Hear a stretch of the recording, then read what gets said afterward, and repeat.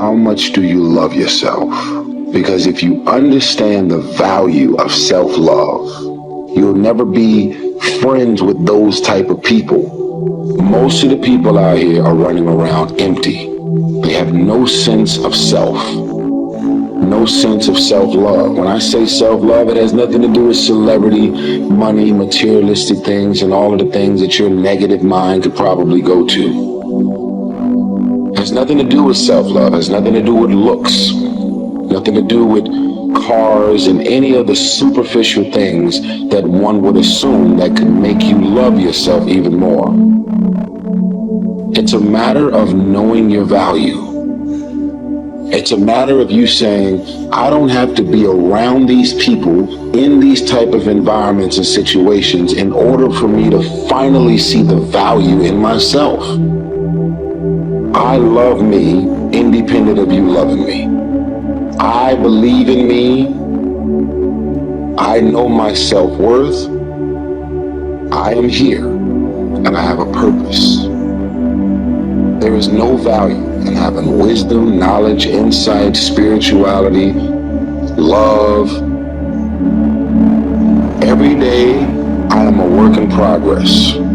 Forgiveness is giving up the hope that the past could be any different. See, life is cyclic. You're not, whatever experience you're having right now, it has not come to stay. It has come to pass. Not to stay, just to pass. It's just going through. The biggest challenge is to know what's happening. This is a part of this thing we call life. This too shall pass. And maintaining perspective, putting it in perspective. I think for myself, and I know many of you, you think forgiving means accepting what has happened to you. Well, it is accepting that it has happened to you. Not accepting that it was okay for it to happen. It is accepting that it has happened, and now what do I do about it? Forgiving is giving up the hope, not holding on, hoping, wishing that it could have been any other way than it actually was.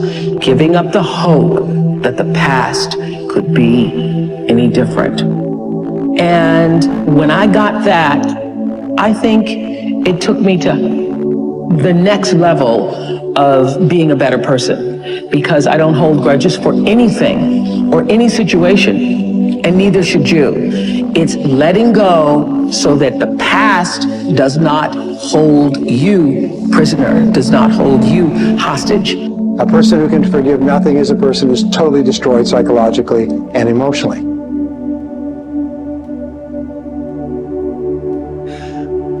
Forgive your parents. Forgive any relationship that you ever had that didn't work out. Forgive everyone else in your life that has ever hurt you in any way. Forgive yourself.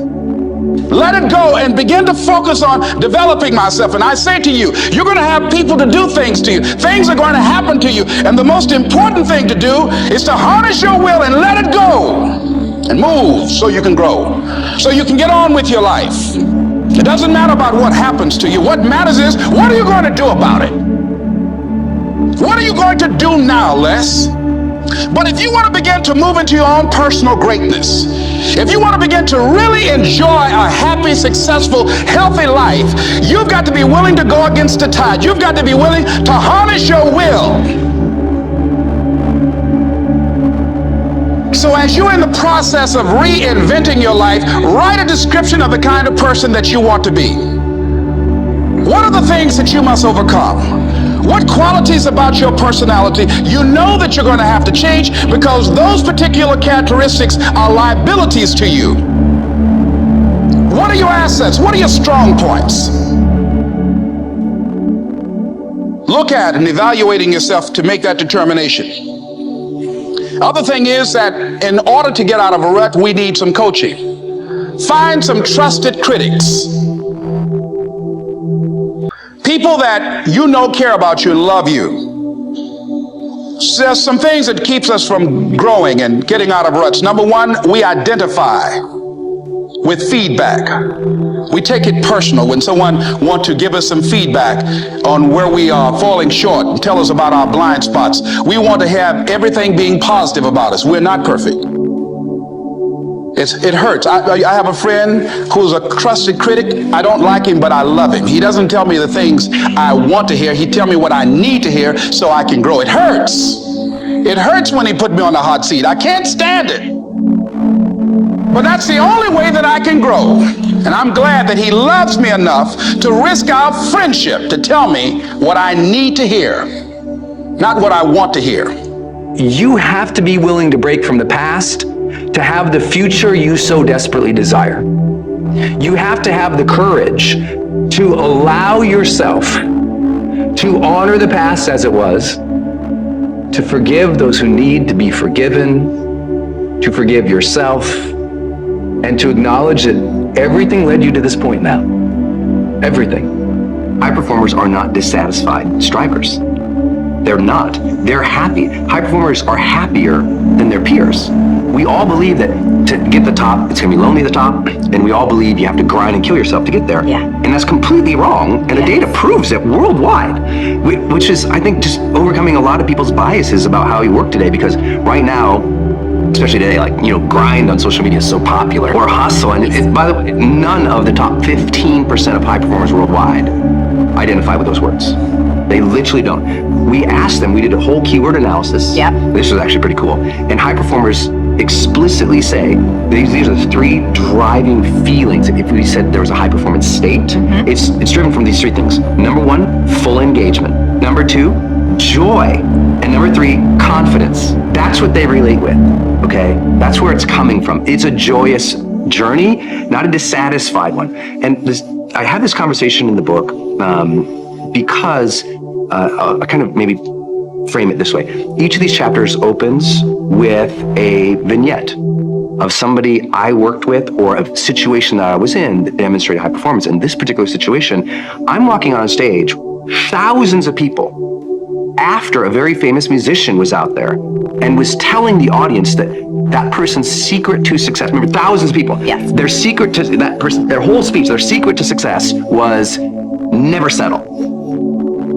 Never settle. Nothing is enough. Never settle. And never be satisfied. Never be satisfied. Always demand more. And I'm like, oh, my second slide, which was going to be on Jumbotrons in like 80-point text, was strive satisfied. Oh, I'm going to have to dispel this for all these thousands of people. I was totally freaked out. Yeah. But what I had to explain to people was not only the data, but it's this. If you're never satisfied, I mean, is it true that life is precious? If it's true that life is precious, and you could be gone tomorrow, do you really want to think, you know what, I just never felt fulfilled? I never allowed myself to have a moment of credit. I never allowed myself to have a moment of peace. I never allowed myself to look at that and say, good job. That's not the way to live life. Right. I think just at a spiritual level, it's a bad move. And this book doesn't really go into a lot of that. It's more about the science and the heart stuff. But I think it's really important that people realize your job is to strive satisfied. And if you strive satisfied more often, you will be more of a high performer. And if you never give yourself credit, you're always beating up on yourself, you're always thinking that's not perfect enough, then what's going to happen? Dissatisfied people burn out and they quit more often than satisfied strivers. So take joy in the moment, engage with what you're doing, allow credit and satisfaction and joy to come in. You can always be improving. Of course. But be improving joyfully. Yes. And if you're improving joyfully, then you're learning, you feel curious, you feel engaged, the joy is there, you'll get more confident because you're like, I'm gonna learn through this anyway, this is gonna be great. Because this thing is all over social media right now, like, grind, work, whatever. And I'm like, it's popular, and I see why that happens, and I see why it's catchy. It's just not scientifically valid. Stop scaring yourself. How often do you terrorize yourself with your own thoughts? You get into absolute terror, and it's only coming from your thoughts. Nobody out there is doing a thing. Sometimes it's an old family pattern. Sometimes we get new things. I would like people, when you have time, to make a list of your fears. Make a list of your fears, and then give yourself the opportunity to turn each fear into a positive affirmation. Turn each one into something positive. And remember, always you are in charge. You are always in charge. See, one idle thought doesn't make a whole lot of difference. Thoughts are like drops of water. You drop a drop of water and it doesn't mean much. But if you keep dropping and keep dropping, you get a puddle on the floor, and then you can get a little pond and a lake, and finally you can create an ocean. And with our own thoughts, we can drown in a sea of negativity, or we can float on the ocean of life. And it's up to us. The thoughts we think accumulate. And what sort of puddles are you standing in? Or are you up to here? Or are you up to here and trying to paddle? You know, what are you doing to yourself? When we're willing to change our thinking, we can change our experiences. And it doesn't matter if you've got a big puddle of negative thoughts. You know, you can move over here and create a puddle of marvelous positive thoughts. You can make changes, always. So you want to turn those fear thoughts into positive affirmations. Let them work for you. When we think we are unworthy, it means that for some reason we believe that we have to prove we have a right to our space on the planet, in life, as we are, being who we are. And that means that we will do all manner of wonderfulness to prove we deserve to be here. And usually, some of the common things are we overcommit, overgive, we overdo, we over excuse, we overcompensate, and we stay in difficult, desperate, hurtful, harmful situations much longer than it is wise or productive to do so. Worth. What it is that you expect from the world in response to who you are is very different from value. Self-value means how you hold yourself within yourself and what you expect as a result. Now, in order to get to the worth, if you're not holding yourself within yourself as worthy, then what you expect from the world is surely gonna hurt you.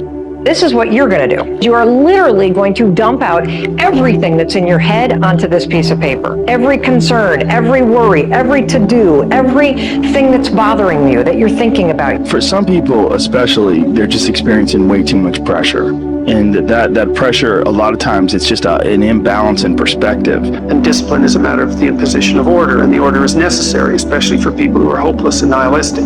Your work is going to fill a large part of your life. And the only way to be truly satisfied is to do what you believe is great work. Most people do it for survival. We need to feed our families, we need to survive, it's our career, okay, we have to do it.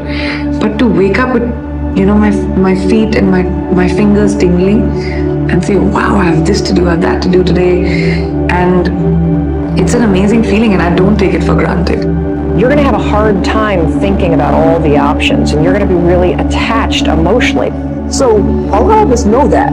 I can get over here, but over here, man, this is much better because I gotta go through this journey that is not fun. This from 20 to 100%, this shit in between is not fun. Discomfort is your friend. It really is. Like discomfort and not being happy and content with certain situations in life or certain feelings in life, they're massive motivators, and they're amazing at facilitating change. Everything else is secondary.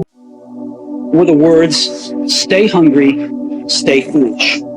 It was their farewell message as they signed off. Stay hungry, stay foolish.